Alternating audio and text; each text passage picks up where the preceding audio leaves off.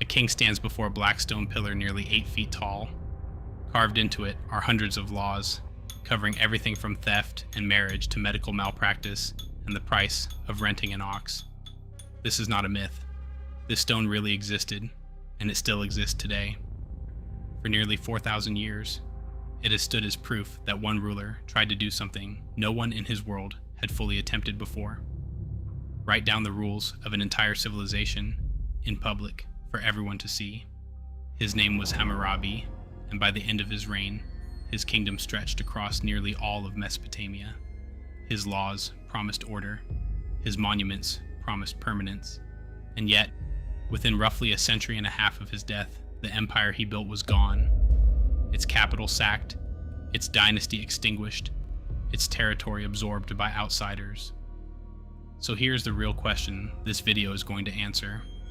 If Hammurabi built one of the most advanced legal systems of the ancient world, a system designed to bring order, consistency, and control across an entire empire, why didn't it save that empire?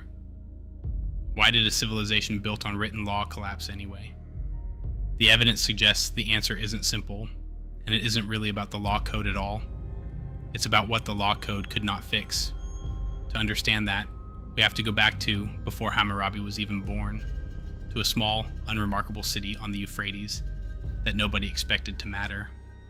Babylon did not begin as a great power. Around the early 2nd millennium BCE, the region we now call Mesopotamia, modern-day Iraq, was a patchwork of competing city-states, many ruled by dynasties of Amorite origin, a Semitic-speaking people who had migrated into the region over the preceding centuries. Babylon was one of these cities, founded as an independent kingdom by a ruler named Sumu Abum around 1894 BCE, according to the most widely used chronology, though historians continue to debate the exact dating of this entire period, sometimes by more than a century. For its first 100 years or so, Babylon was a minor player, overshadowed by older and more powerful neighbors. To the south sat Larsa, controlling rich farmland. To the east, Eshnunna held key trade routes. To the north, the kingdom of Mari grew wealthy from the Euphrates trade network, while the ambitious king Shamshi-Adad briefly built a large territorial state across Upper Mesopotamia. This mattered because it meant Babylon's early kings had to survive, not dominate. They paid tribute, they made alliances, they waited. Hammurabi's own father, Sin-Muballit, spent much of his reign locked in conflict with neighboring Larsa, fighting for control of contested border territory without ever decisively winning it. It was this unfinished, unstable situation, a kingdom hemmed in on every side with no clear path to security, that Hammurabi inherited when the throne passed to him in 1792 BCE. He was a young king, taking control of a kingdom that was still, by regional standards, second tier. To the north, the picture was even more complicated. Shamshi-Adad, an Amorite warlord ruling from Assyria, had spent years assembling a sprawling territorial kingdom, stretching across Upper Mesopotamia, governing it partly through his own sons, whom he installed as regional rulers in cities like Mari. For a time, this made Shamshi-Adad the dominant power in the entire region, and a far greater threat to Babylon than anything Hammurabi could challenge directly. What happened next is where the story usually gets rushed in summaries, but it shouldn't be rushed because the way Hammurabi rose to power tells us almost everything about how fragile his later empire actually was. For roughly the first 2 decades of his reign, Hammurabi did not behave like a conqueror. He behaved like a survivor, playing a long game. He focused on internal projects, canal building, temple restoration, defensive walls, while the larger powers around him wore each other down through constant warfare. This is where the story becomes less about one ambitious king and more about timing. Hammurabi did not simply outfight his rivals, he outlasted them. When Shamshi-Adad's northern kingdom fractured after his death around 1776 BCE, the regional balance of power shifted again. Zimri-Lim, a member of Mari's original royal line, reclaimed his city's throne from Shamshi-Adad's son, and for years afterward, Babylon and Mari operated as genuine allies, exchanging gifts, soldiers, and diplomatic letters. A remarkable archive of these letters, discovered by archaeologists at Mari in the 20th century, gives historians an unusually detailed window into how these alliances actually worked day to day, full of requests for troops, complaints about delayed support, and careful diplomatic language between kings who needed each other but did not fully trust each other either. That mutual dependence held only as long as both kings needed it. As Elam, a powerful state to the east, began inserting itself aggressively into Mesopotamian politics, Hammurabi made his move. Around 1764 BCE, in coalition with Zimri-Lim, he helped defeat an Elamite-backed offensive. The victory solved one problem. It also revealed an opportunity. Almost immediately afterward, Hammurabi turned on Larsa, conquering it by 1763 BCE and removing its long-reigning king, Rimsin. 2 years later, he turned on his own ally. Mari, the kingdom that had helped him survive, was conquered and partially destroyed around 1761 BCE, and Zimri-Lim disappears from the historical record at this point. Eshnunna fell as well. Within roughly a decade, Hammurabi had gone from ruling a modest city-state to controlling most of Mesopotamia, from the upper Euphrates down to the Persian Gulf. But conquest was never the hard part. The hard part, the part almost no one else in the region had figured out, was what to do with that much territory once you had it. This is where the real innovation of Hammurabi's reign comes in, and it isn't the battles. It's the system built to hold everything together afterward. At the center of that system was the Code of Hammurabi, proclaimed near the end of his reign, around 1754 BCE. It's important to be precise about what this actually was, because popular imagination often gets it wrong. It was not the world's first law code. Earlier, Mesopotamian rulers, including Ur-Nammu and Lipit-Ishtar, had issued law codes of their own centuries before. What made Hammurabi's code different was its scale, its detail, and its public presentation. Carved onto a massive diorite stele and placed in a temple in Babylon, it contained roughly 282 laws, though some sections are damaged or missing, organized using an "if this happens, then this is the consequence" format known as casuistic law. If a man steals an ox, here is the penalty. If a builder constructs a house that collapses and kills the owner, here is the consequence. If a doctor performs surgery and the patient dies, here is what happens. What modern audiences often misunderstand is that this code was not a flat, equal system of justice. Punishments shifted dramatically, depending on the social status of the people involved. Free citizens, commoners, and the enslaved were treated under different standards, and the famous "an eye for an eye" principle generally applied within a person's own social class, not universally across it. Modern historians also debate how the code actually functioned in daily life. Some scholars argue it was used directly by judges as binding legal reference. Others argue it functioned more as a royal ideological statement, a public proclamation of Hammurabi as a just king, meant to be read and admired more than mechanically applied in every courtroom. What seems clear is that both functions likely overlapped. It was law and it was propaganda, and in the ancient world, those two things were never fully separate. But the law code alone could not run an empire.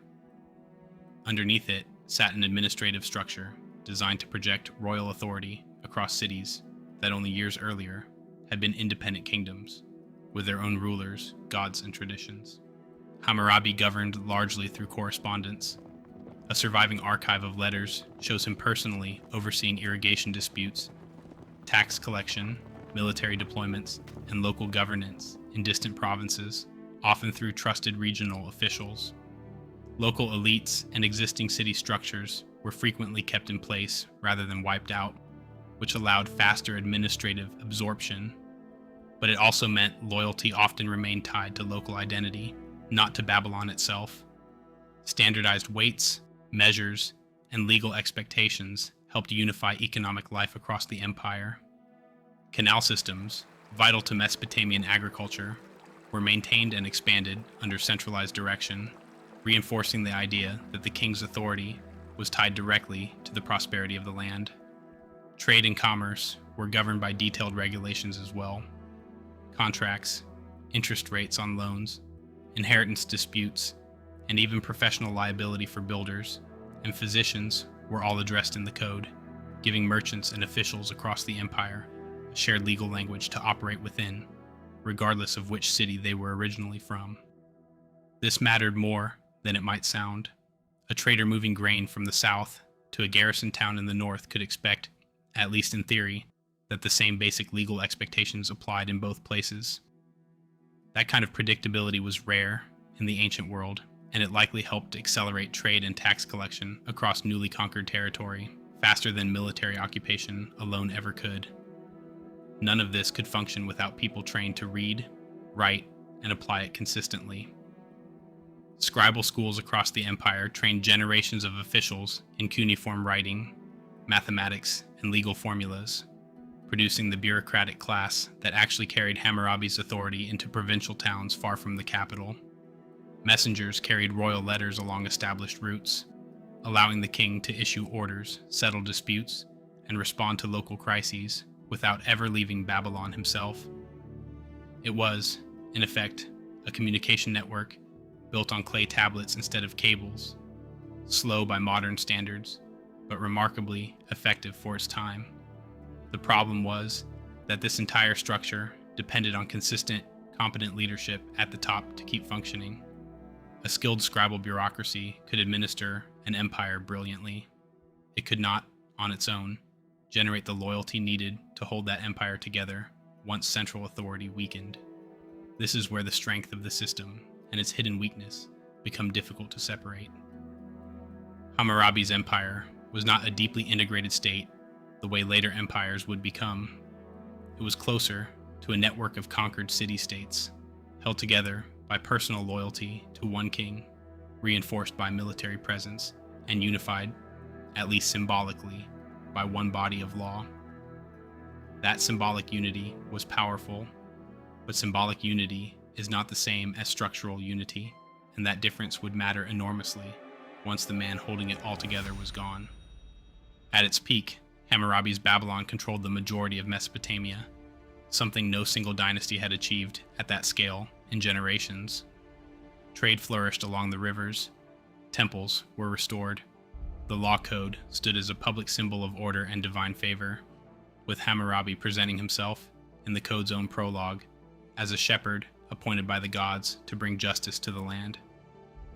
From the outside, this looked like permanence, but beneath the surface, the system was already carrying pressures that hadn't been resolved, only postponed. Hammurabi died around 1750 BCE, and the moment his son, Samsu-Iluna, took the throne, the cracks that had been hidden by his father's personal authority began to show almost immediately. Within just a few years, rebellions broke out across the southern territories, the region historically known as Sumer, led by figures asserting older, local claims to kingship, including a ruler known as Rimsin II, who attempted to revive Larsa's independence. This was not simply a leadership transition gone wrong. It exposed the core problem with how the empire had been built. The conquered cities of the south had never been transformed into loyal subjects of Babylon. They had been subdued, and subdued is not the same as integrated. There were deeper structural pressures as well. Southern Mesopotamia, the agricultural heartland of the empire, had relied for centuries on intensive irrigation. Over generations, that irrigation gradually increased soil salinity, reducing agricultural yields in some of the oldest farming regions in the world.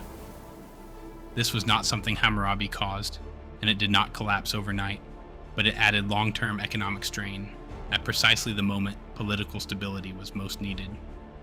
The empire that depended on southern grain to feed its administration and military was governing a region whose productive capacity was slowly declining. So the danger Babylon faced after Hammurabi's death wasn't one crisis. It was several pressures converging at once: fragile political loyalty in conquered territory, declining agricultural output in the south, and a system of control that had depended heavily on one extraordinary king's personal relationships and military reputation. Samsu-Iluna eventually suppressed the early revolts, but the cost was severe. Mesopotamian lamentation texts from this period describe the destruction of the ancient city of Ur, one of the oldest and most sacred cities in Mesopotamia. an event widely associated with Samsu-Iluna's campaign to crush southern resistance. Whether the destruction was as total as the literary lamentations describe is debated. These texts often used exaggerated, ritualized language to mourn a city's downfall, but archaeological evidence does show a real and lasting decline in Ur's population and importance from this point onward. The southern cities were never fully secured again in the same way. Sumerian-speaking culture in the Deep South increasingly slips from the historical record around this period, a shift historians still debate the full causes of, whether through population decline, economic collapse, or gradual cultural absorption into the Babylonian sphere. Over the following generations, the kings who followed, Abi-Ishu, Ammi-Ditana, Ammi-Saduqa, and finally Samsu-Ditana, ruled over a steadily shrinking version of Hammurabi's empire. Royal inscriptions from this period increasingly focus on defensive concerns and local matters rather than expansion. One often overlooked detail is that these later kings were not simply passive rulers watching their kingdom shrink. Several of them undertook building projects, issued their own debt relief edicts to ease economic pressure on indebted farmers, and continued maintaining canal systems, suggesting the state apparatus Hammurabi built kept functioning internally, even as its external reach contracted. The empire was not destroyed in a single dramatic battle. It eroded province by province, while the dynasty in Babylon retained the throne but lost the reach that had once defined it. There was another pressure building quietly during the same period, one that rarely gets mentioned alongside the more dramatic story of the Hittite raid. Groups identified as Kassites, a people whose original homeland and language remain only partially understood by modern scholars, appear with increasing frequency in Babylonian texts from this era, working as laborers, soldiers, and eventually local landholders within Babylonian territory itself. They were not, at this stage, an invading army at the gates. They were already inside the system, gradually becoming part of the population and administration they would later come to rule. This is often how ancient collapses actually worked, not a single enemy breaking down the door, but new populations quietly filling the space left behind, as an old structure weakened from within. The final blow, when it came, arrived from a direction few in Babylon likely anticipated, around 1595 BCE, though some chronologies place this event decades earlier or later. Since Bronze Age, Near Eastern dating remains genuinely contested among historians. A Hittite king named Mursili I led a long-distance raid down the Euphrates from Anatolia and sacked the city of Babylon itself. It does not appear to have been a campaign of long-term occupation. The Hittites withdrew shortly afterward, but the damage was decisive. The dynasty founded generations earlier collapsed with the city's fall, and in the power vacuum that followed, a new people, Kassites, took control of Babylon and the surrounding region, founding their own dynasty that would govern Babylonia for centuries to come. This is the part of the story that often gets misunderstood. Babylon as a city did not vanish. It would rise again, multiple times, across the centuries that followed, eventually becoming one of the greatest cities of the ancient world under later rulers. What ended in 1595 BCE was not Babylon itself, but the specific empire and dynasty Hammurabi had built, the political structure, not the city's existence.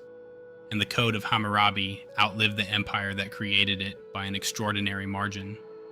Long after Babylon's political dominance faded, scribes in Mesopotamian schools continued copying the code for centuries, treating it as a foundational, legal, and literary text. Evidence that its influence operated culturally even after it stopped functioning as enforced state law. Its basic principle that a ruler's legitimacy could be demonstrated through public, codified justice echoes forward through later Near Eastern legal traditions and indirectly into the broader history of written law itself. Some scholars have pointed out structural similarities between certain provisions in Hammurabi's code and later legal traditions in the region, including parts of the legal material found in the Hebrew Bible, though historians continue to debate whether this reflects direct influence, a shared older Near Eastern legal tradition that both drew from, or simple coincidence given the kinds of disputes any agricultural society needs to regulate. The stele bearing the code was eventually taken from Babylon as a war trophy by Elamite raiders centuries later, transported to the city of Susa in modern-day Iran, where it lay buried for over 1,000 years, until French archaeologists rediscovered it in 1901. It now sits in the Louvre in Paris, one of the most studied artifacts from the ancient world. So what actually brought Hammurabi's empire down? Not a single battle, and not a single mistake. The deeper pattern is this: Hammurabi built an empire faster than he could build the loyalty needed to sustain it.